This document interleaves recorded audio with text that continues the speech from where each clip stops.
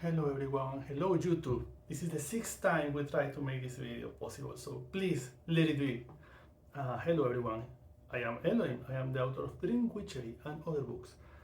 I record this class other 5 times, but the platform is not letting me upload the video for the weight of the video, the quality of the video, yada yada. So we are trying again with a different camera in less quality than the other one for some reason. I'm totally over the place with this workshop because I'm so tired of recording the same topic over and over. First of all, a disclaimer. We are in a very hot summer in New York, so you're gonna see me sweating a lot.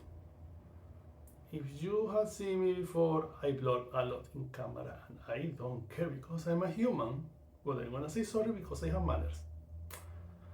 And this workshop was made especially for our Sorcery Hour, our annual little short virtual event, a virtual space for witches that happens every year, I think. We go to part from the basics and then we're gonna build the altar. The idea of the dream altar is if you are trying to practice any kind of dreams magic or psychic magic. I don't like the word psychic because it's too wide, like define too many stuff at the same time. And when you translate it to different languages, it's like too much stuff in there. I like to be more specific. Oh, the smoke looks nice today.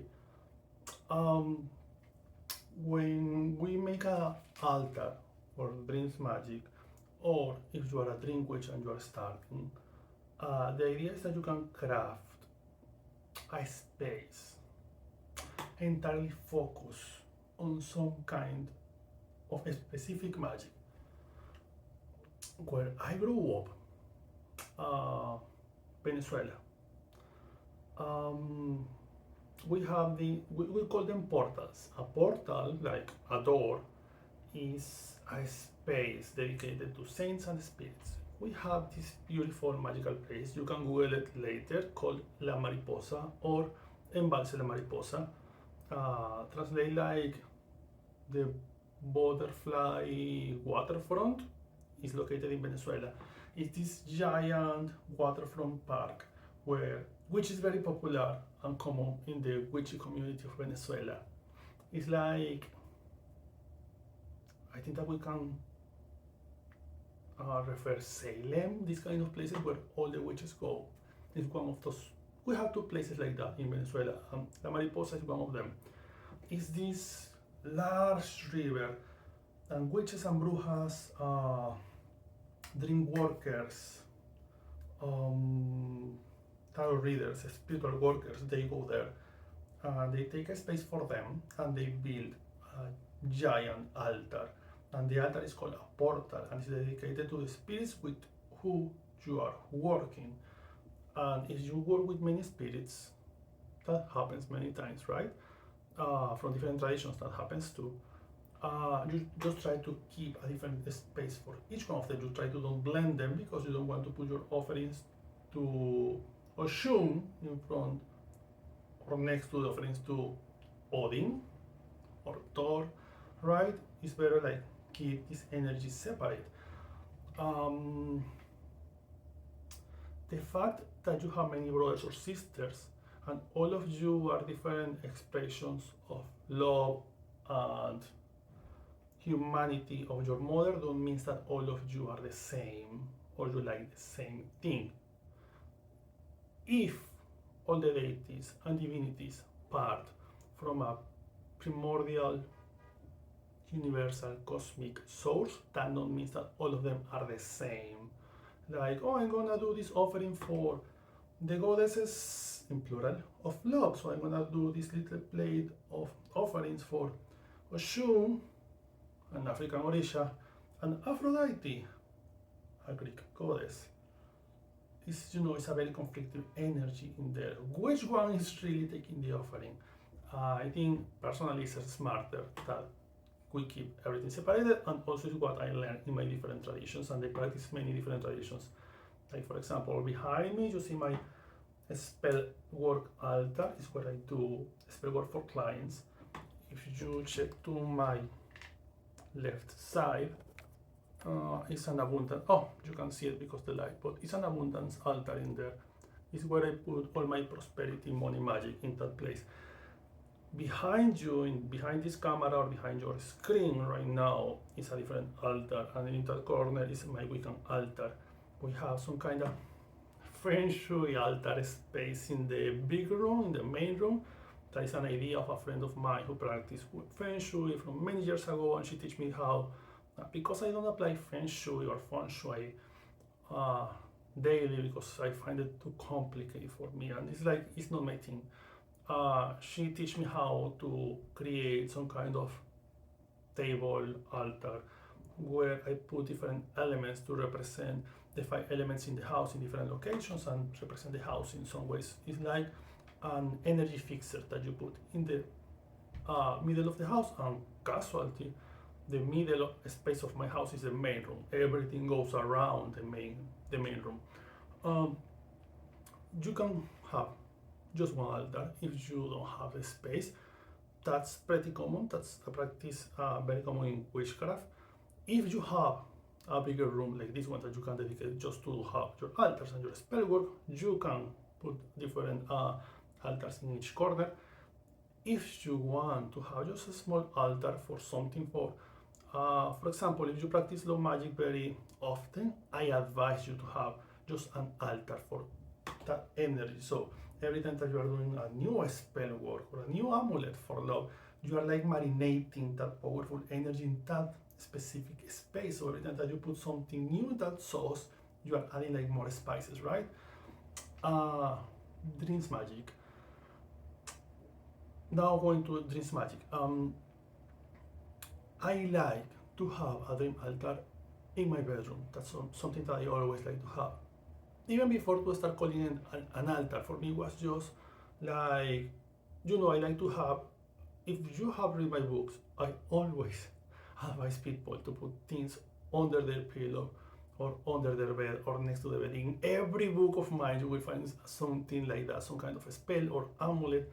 And if you check under my pillow, you will find a lot of stuff. Always with a similar purpose. Not like, this is for war, this is for protection, this is for love, this is for health. No, everything have like a similar purpose in there and a similar energy. With the time, I just try to put everything together in a small table that I have next to my bed with a very nice elephant, because the elephant has this very big, I don't know how you call that thing in English, but he's like standing up, like very high, very proud, and all the elements are around the elephant. So I feel like that, like he's leading the energy up to the sky, and I like that representation. If you go to have a dream altar, I advise that you have it in your bedroom, very close to your bed, preferably. If you can't, keep it in any other corner of the house. But always remember, the place where you put an altar should be something sacred, some good energy in there. You don't take like the space next to your door, because it's too much energy coming and going. You don't take the space below your window because it's too much energy going and coming, and you don't want that. You don't want to be crafting sauce next to the window where somebody is just taking the sauce out. I recommend always a corner where you have a lot of light. That's my personal advice, and probably you have other preference, and that's totally valid. I think that's the word. If we go to have a dream altar, I talk a lot, because I like to shape my classes in a way that you don't have questions at the end. I like to formulate the questions in my mind that you're gonna probably make, so I can answer to you immediately. Elements that you need to have in your dream altar. I don't like two things on typical altars of magic. First, I don't like busy altars. My magic is very colorful,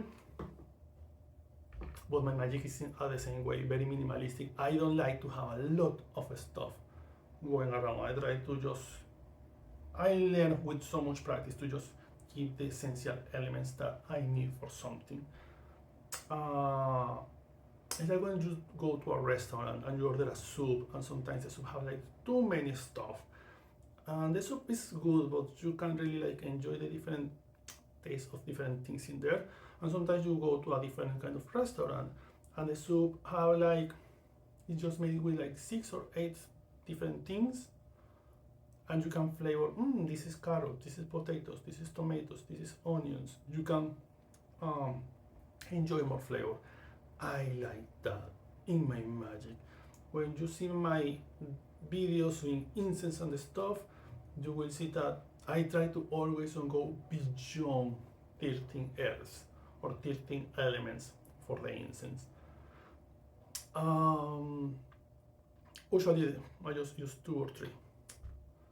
For your altar, the second thing that I don't like is in the British Western style of magic tradition. If you have read Scott Cunningham or Raymond Buckland, this kind of white authors, they come from a different age, from a different era, and for them the altar was like this kind of space that you set off for doing a ritual.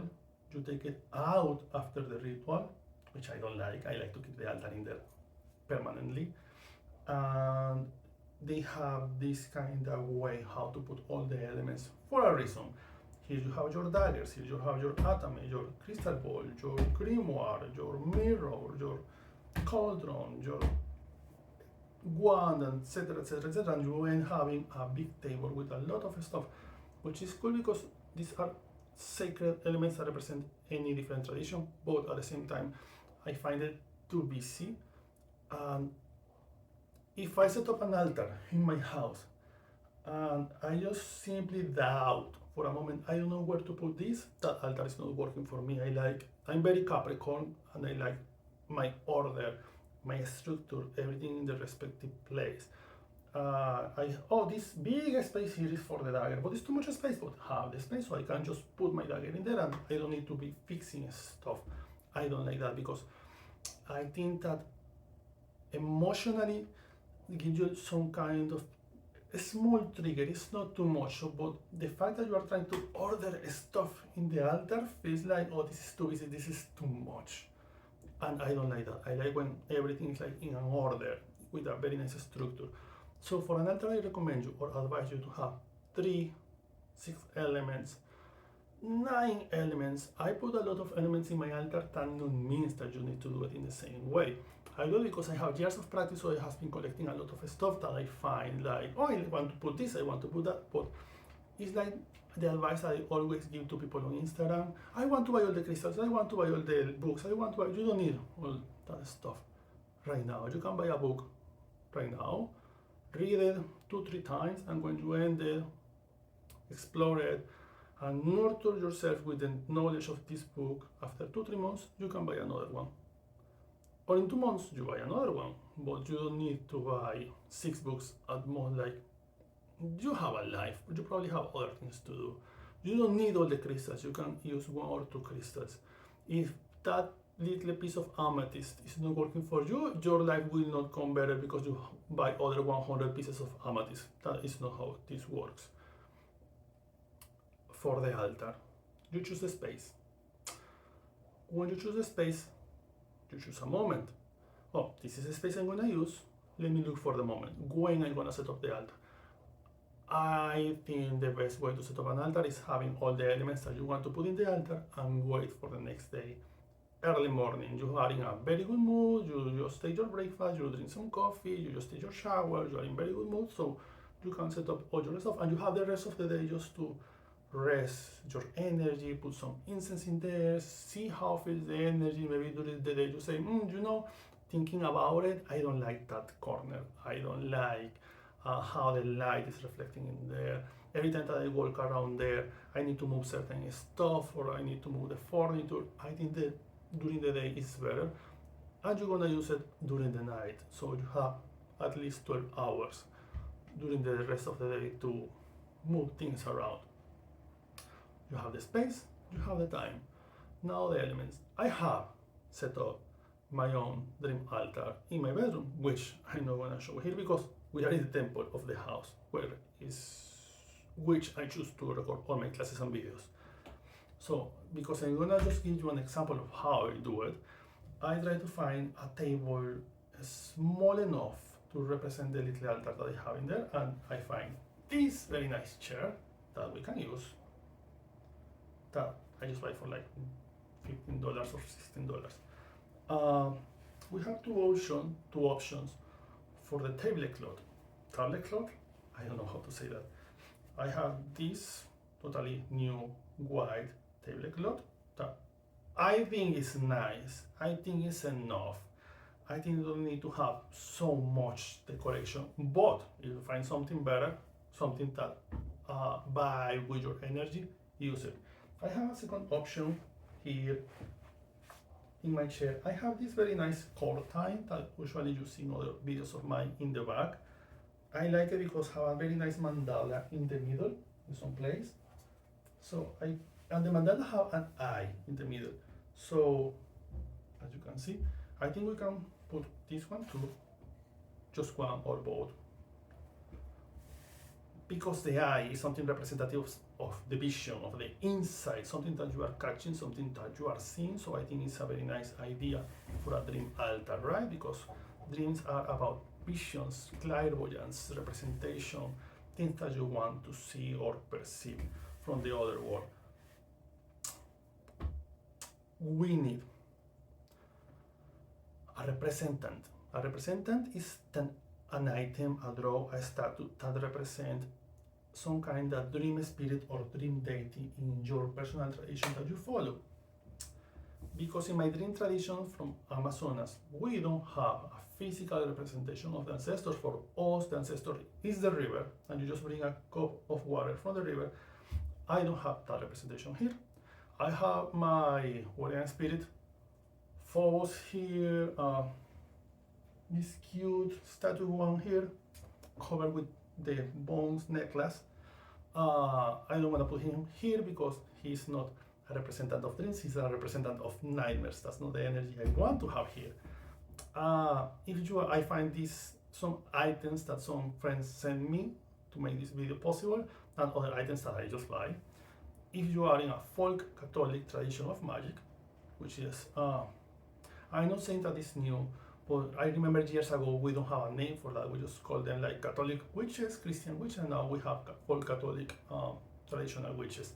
Probably you work with angels. I assume, I really don't know because I'm not Catholic, so I'm just assuming stuff. If that's the case, you can put the statue of an angel. I have guardian angel, I don't know how many they are, and I bought this one because I really like the colors.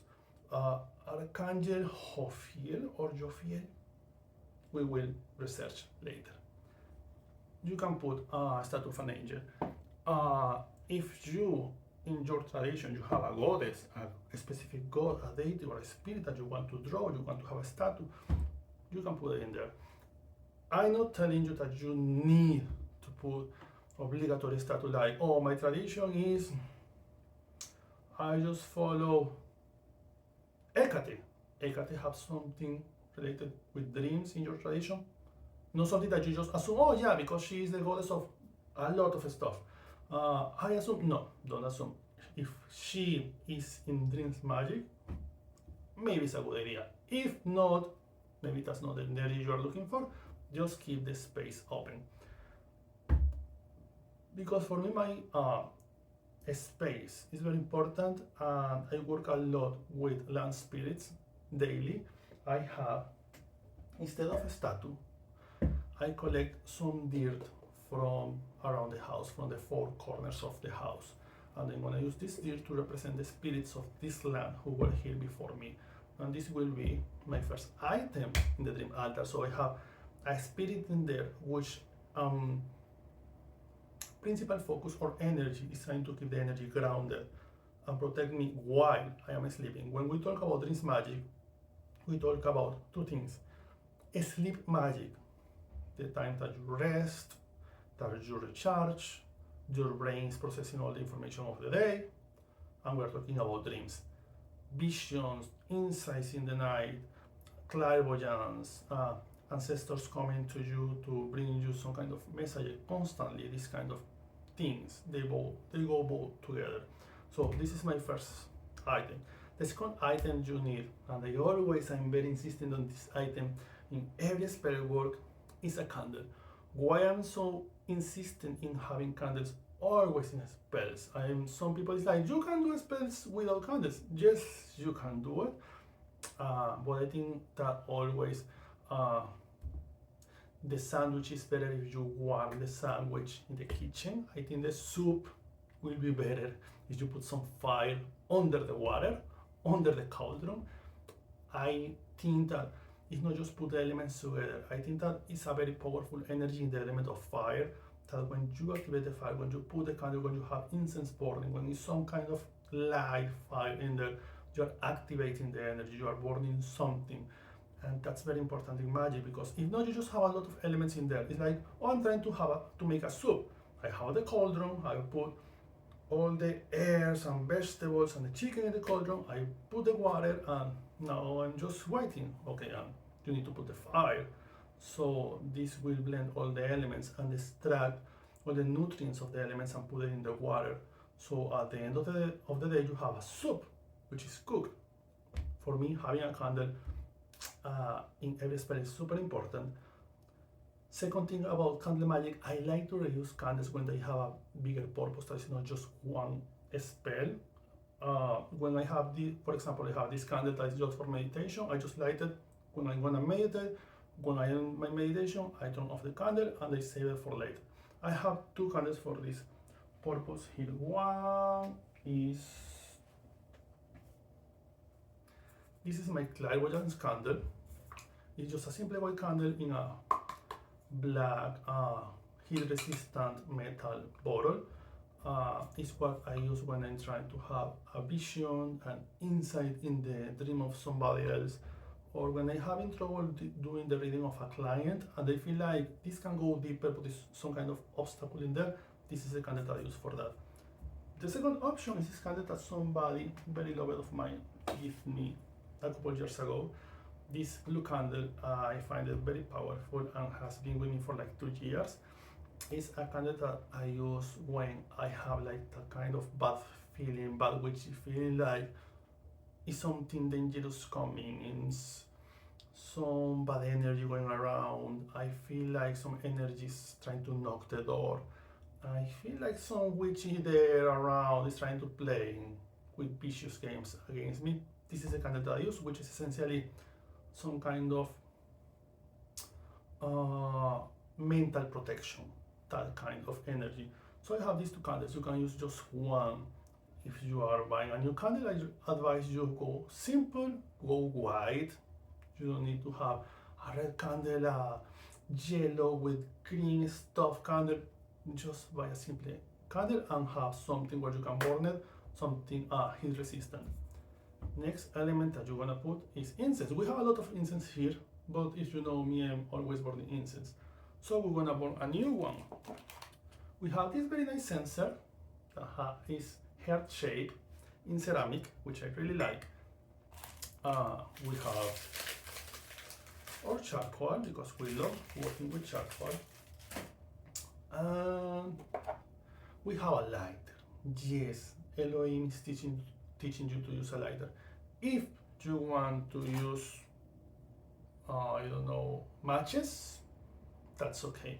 I grew up using lighters because my mom, who is the witch who teach me practically everything, she was like, this is, you're lighting one match and another one, you're throwing it away. It's like, better use the lighter. We need to put incense, because this will light the energy of the place. This will remove any bad vibes going around, whatever incense you choose to use.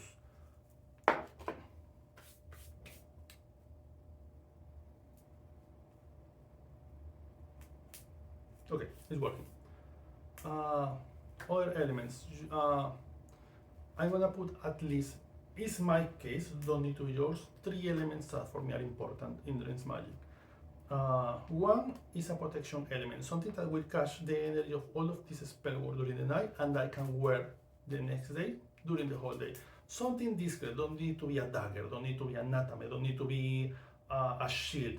I'm gonna put a couple of rings of mine that usually I use for work and I'm gonna keep them in the altar so they are marinating in this energy, this mental dream protection energy, and I can wear them the next day with me.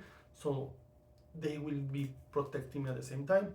Something that I teach years ago in Circle Magic, and I think this stay with people. Something that people really like that I said before is we always care a lot about circle magic, right? Especially me, I like to do my circle when I'm performing a big spell. I like rings because it's literally a circle that you can bless, you can consecrate, you can use it for protection, vision, clairvoyance, spell work, low magic, whatever. And when you are wearing your ring, you are not just accessing this energy all the time, you are still being physically inside of the ring, your finger is inside, so you are physically inside of the ring, and it's a powerful matching energy in there. So I'm gonna put these 2 rings, my golden wedding ring, and this lovely double snake ring that I have, because they represent transformation and evolution. Something else I'm gonna put, I like this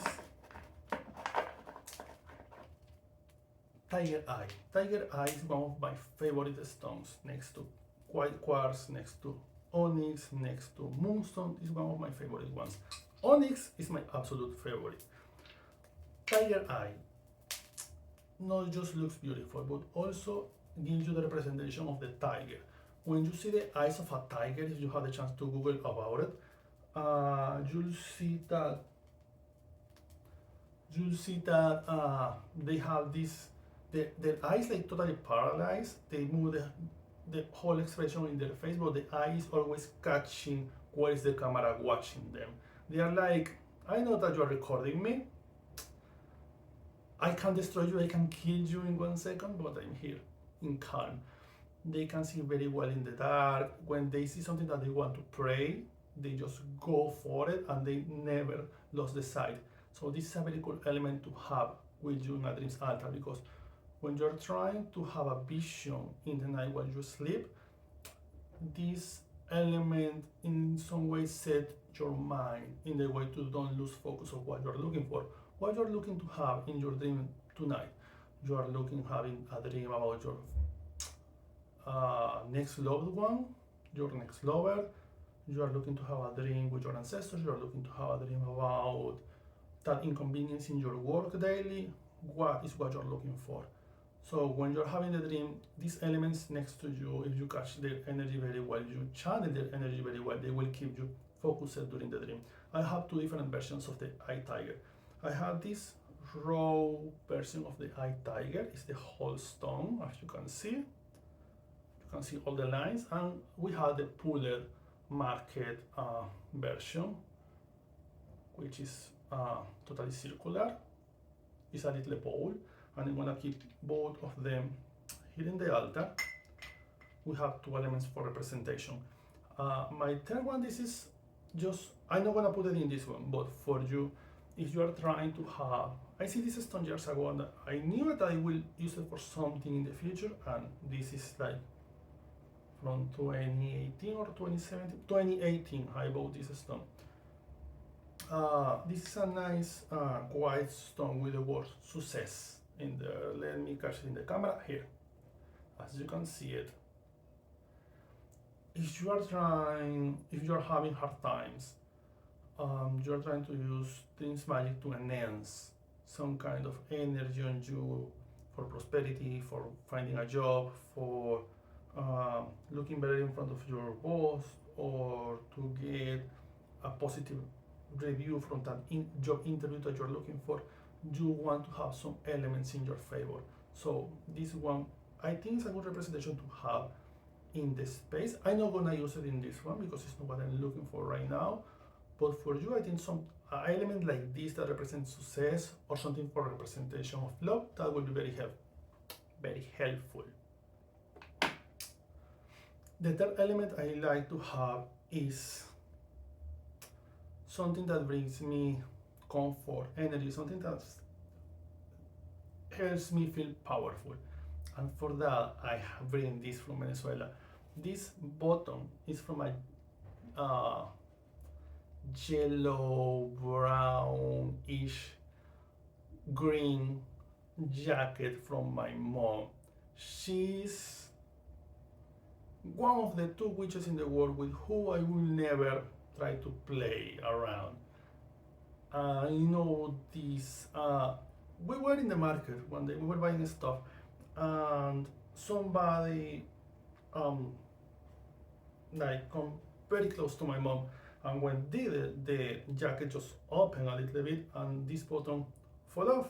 I take it immediately, but it was very funny because the market was super full of people.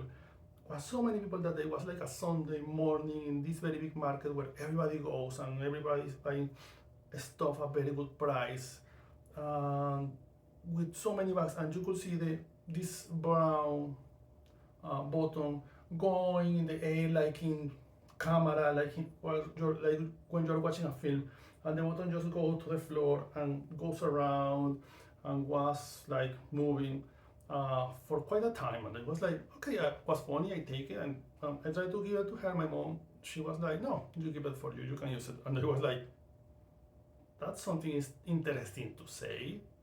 You can use that button. Like, when I was packaging all my stuff to migrate to United States, I have some elements I wanted to have with me. Like, oh, I have all of these stones from Amazonas. I have these statues. I have this stuff. I have these books. I have my grimoire. I have some clothes that I can use. I have deodorant, and I have this button. And I'm using this button in my dreams altar in the bed, and just using it here for representation for you to channel that kind of energy that she always have around, because every person that has met my mom in every state or age of my life has always been like, wow, your mom is scary and your mom is surprising. The day that my husband met my mom, he was like, wow, your mom have this kind of strong queen energy around. She literally walks inside a place and everybody look at her, and everybody's like, wow, because she have this very powerful character and that powerful energy. I needed this. And we need representation because witches will work with representation, right? Because it's how we figure out how to pull all the energy in one place. Now that your charcoal is turning white, the charcoal that we burned a little earlier, go to put some incense in there. Let me try with this one. My plan is burning some camphor, which is very good for your nose, which is very good for the energy, for cleansing, but it's very strong and this is a very small space, so if I burn the camphor here in front of you, probably will not be able to breathe so much. So I'm just gonna burn here some rosemary with white roses and yarrow, nothing amazing. This will cleanse the energy of the place. And we need another element here. 1, 2, 3, 4. We have these 3 elements to represent the direction of our dream or what I want in my dream magic. And I need now something like even more powerful. Something that I like to use is tarot cards. Tarot cards for representation. If you see my altar below me, I'm using the Oracle. I always forget the name. The Living Altar Oracle deck. The Living Altar, I like the spell word that they have represented in the cards, the symbolism that they have, so I have different cards. Every time I set up an altar, I try to use some cards from this oracle in there. And for this, we have today different decks. I'm not gonna be using all, don't fold. I told you this is a very small space. I have Monology Oracle cards by Jasmine Boland. This was a gift from somebody very special for me, to me. Monology Oracle cards It's beautiful because all the cards are different representations of the faces of the moon and the symbols of the moon. So if you are using dream work for a spell related in the night of the new moon, waxing moon, waning moon, full moon, crescent moon, whatever, or you're looking for to channel some kind of moon energy with you, you can use any of these cards. For example, the new moon is coming in 1 week, so not that one. Let me see which card the Oracle advised me to use today. Balsamic Moon, a time for healing. So this is the card I'm gonna put in the altar.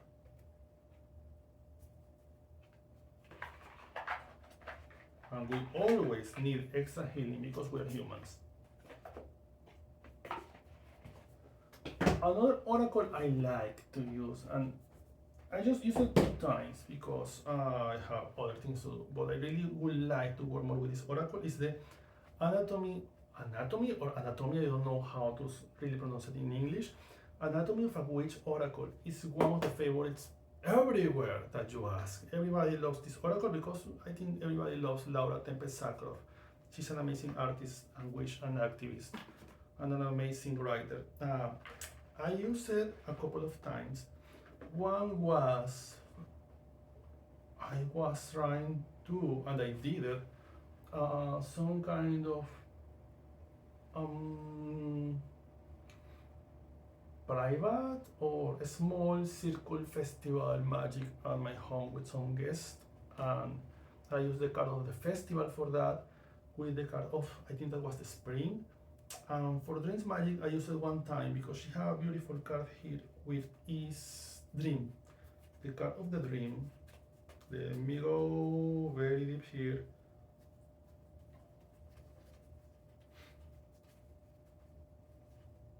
Okay, this one can work very well, and create is one of my favorite ones, but it's not what I'm looking for.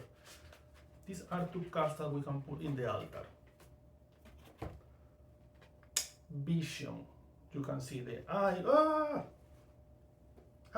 the drama. The vision, you can see the eyes, you can see the keys, you can see the flowers growing around and the leaves. It's the vision of what is exactly there in your sight, what is exactly in your area of vision, what you are exactly focusing your vision right now. I think this is an excellent card to use for dreams. And the other one is the card of the dream. You see the person here dreaming is a blue person and have all of this smoky aura energy with the moon, the blue color, which is very representative of dreams magic or dreams in general. It's related with the night, it's related with the water. How you sleep next to a river during the night, especially during the full moon night, because I have did that many times in Amazonas. It's a beautiful, amazing experience. You wake up the next day like you're a totally new person. So I'm gonna use these 2 cards in the altar. Imagine that you don't have any of these oracles. You can find any oracle that you like, or you can use your tarot cards. A tarot card, I think that is the, I don't have I have some tarot decks here, but I don't want to use them right now because will be more stuff going around. But a card that I really like is the 8 of Swords. I don't have the card right now in front of me. You see this blindfold person next to the swords. Okay, let me use, no, this one.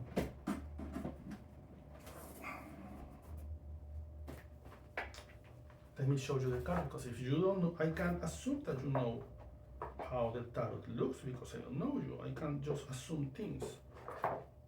That is very wrong for me. So let me find the card and we can explain a little better for you. Also, I should drink some water.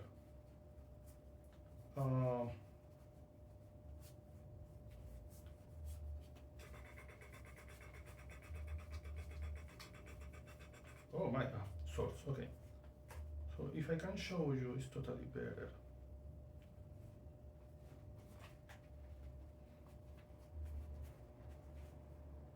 Yeah.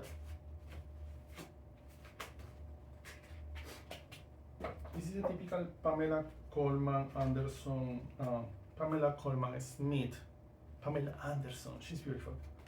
Pamela Coleman Smith, the typical tarot. I call it typical tarot. The Eight of Swords. You see this woman, she's surrounded by the swords and she's totally blindfolded. And she have this kind of stuff going around, like trying to keep her. But at the same time, if you pay a lot of attention to the card, all the swords are next to her in the right and in the left. She can literally move to the front or to the back. She could just like lightly move to one side and feel, oh, it's a sword here. Oh, it's another sword here. Oh, but I don't have anything in front, so I can walk to the front. And also, she's tight, but it's not so tight. Like she's suffering, she's in calm. And if you find the reflection in her face, she's totally in calm, she's totally in control. She's blindfolded and she's totally tied in there. And she's still like, yeah, I know I can move, I can escape from here. She stays centered and focused all the time. I like this representation a lot. It's one of my favorite tarot cards. Also because I love the number 8. You can see like many times in life we are in a very complicated situation. Like I don't know what to do. Immigrants, we are experts on this. And many times when you just sit down and breathe deeper, you find like, okay, but I can move in that direction, like a chess game. I need a water now.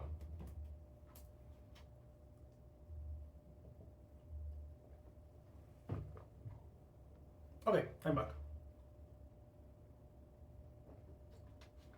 I needed the water. Okay. I pause the video so you don't listen to me look because I'm using headphones. This one is funny. I was asking to, my friend was asking me why you don't upload the video. And I say, I had recorded the video 5 times, but 2 times the video YouTube rejected because was too long. 8K, 9K, I don't know what. I recorded in the best quality possible, and YouTube rejected the video, was too long, was too much for the content of the video, for the platform, yada yada, for a smaller account. Other time, I was burning some plants, and they describe which plants I was burning, and because I mentioned a couple of plants, YouTube don't let me to put the video. I don't remember which were the other. Oh, the other 2 times the video just was uploading for like 3 days in a row and never really upload the video. So I told to my friend, I'm doing this in the video, I'm doing this, and she sent me this. You know, I'm not very tied with popular culture. It's not my thing. But I don't have anything against it. I just not engage too much with popular culture, especially when it's about witchcraft. I just find it like most of the time it's noisy, made up ideas in the minds of people that bad shape their minds around witchcraft. I think one of the bigger problems that we have in the community is that everybody thinks witchcraft should be like in TV shows, so everybody pretends to be a king, a queen, coven leader, and you can even go around with your neighbor. What makes you feel that you can be in a coven? Anyway, my friend sent me this deck, which is from a anime series, a TV show, a comic series, something like that. The claw, Sakura the claw, Sakura card's claw, something like that. I like it. She sent me this. I don't have anything against you representing magic using pop items, always that you keep it like grounded. I love the illustrations a lot. And I find a card here. It's some kind of, it's like a deck of spell cards. And you can, oh man. And you can use these spell cards. Yeah, this is giving me a hard time. The character of this series use these spell cards for summon spirits with different powers. So she don't cast a spell word. She just summon the spirit with the spell in it. I think that's a good description for my low English level of knowledge. So one of the cards is the dream. I didn't understand too much the episode, but I like the representation of the card. She asked me, "Do you think it's cool putting this in the altar?" And I think yes, because it's a draw. Don't care if it was made in a factory like most tarot decks right now, or was made by you. I think if you feel some kind of vibe with the representation, I think it's okay. I assume it's a woman. She's in a strange pose, like trying to mediate in a situation, like keeping centered and very focused. Her face is covered with this gown, kinda crown, but she can see. Reminds me to the Eight of Swords in the tarot deck. She can see what is in front of her. So she's the dream's spirit, kinda. She don't see with her physical eyes, but she see with all her other sense, and she can create visions that she message to you in your mind. So when you have this vision in your dream, you can see the future and other things. I think it's a nice representation. I'm not sure for which purpose you would use it. Like, it's a very confusing aspect at the same time, because she's wearing a gown that looks more like a crown, but she keeps centered, focused. It's like the Eight of Swords again, but she at the same time don't look like she's in danger. Anyway, she looks very centered, very grounded, very focused, very I am here and I don't move here. I know what is happening around perfectly well. I don't need to use my physical eyes. I see with more than eyes. That's a very good thing to remember if you put this card in the altar, if you have this card, if you are interested in using this card. I would rather to use something a bit more with eyes, because you are going to sleep with your eyes. You are blindfold, you are going to sleep, you close your eyes, so you need to be sure that is some kind of representation or symbol is in there leading you to continue having a vision during the night. That's what I mean. So these are the few elements that you need to have in your dream altar, and you keep this in your bedroom. You light a candle from time to time. You light a bit of incense, an incense that really don't bother you, that will smell in your bedroom, because you will light the incense like 2 hours before going to sleep. That means that when you are going to sleep, your bedroom will probably continue smelling like the incense. So I will advise you to use something floral or woody, like sandalwood, myrrh, this kind of essence. Personally, is what I like. White oak is a very nice smell. The candle, you just light it like to meditate, or I need to have a vision about this. You can light the candle for some hours, and then you turn it off before going to sleep, and you keep the space like centered, focused, clean, activated with energy, so you have a space protecting you while you sleep, also helping you to focus your energy, also helping you to keep your visions inside every day. If you are, for example, in a spiritualist tradition of magic, I would advise you to put white wine, a glass of water, maybe an egg that you can replace every week. If you are a non-initiated witch, but you follow some kind of Wiccan inclination, probably you have a moon goddess, probably you can have a moon representation. You can use the card of the moon and the high priest from the tarot deck and put it in there. Just that. The idea of a dream altar is trying to have a collection of items set it up in your dream sleep space, close to you, that is not like in another room but very close to you, So you feel protected and you feel empowered even when you are sleeping, because you know it's something in there, somebody in there, someone in there protecting you physically, mentally, emotionally, spiritually, energetically while you are sleeping. That's all. And self-promotion never hurt anybody. If you want to know more about Dreams Altar, in the book Dream Witchery, authored by me, is a Dream Altar spell. I think. Okay, I'm not gonna check the whole book right now because it's 400 pages. I wrote it, I don't need to read it again. But it's a Dream Altar. I think that the person who wrote the Dream Altar spell was Lorraine Monteagut, author of Brujas. If I'm wrong, I'm sorry. That can happen because I'm very clown. But I set up that altar for a video on Instagram. I remember that I followed the instructions on the book. I really like it. I set up the video. People like it. It's very different from my Dream Altar structure, but it's a very cool option because it's not difficult to use. It's not difficult to set up. It's a very nice setup for magic. This is my book, Dream Witchery. Thank you for enjoying the workshop. Stay well, stay safe, stay nice, stay wild, drink water, stay grounded, be nice with yourself, nice with other people, and if people is not nice with you, you continue being nice. It's not your problem how people is. Stay well. Bye.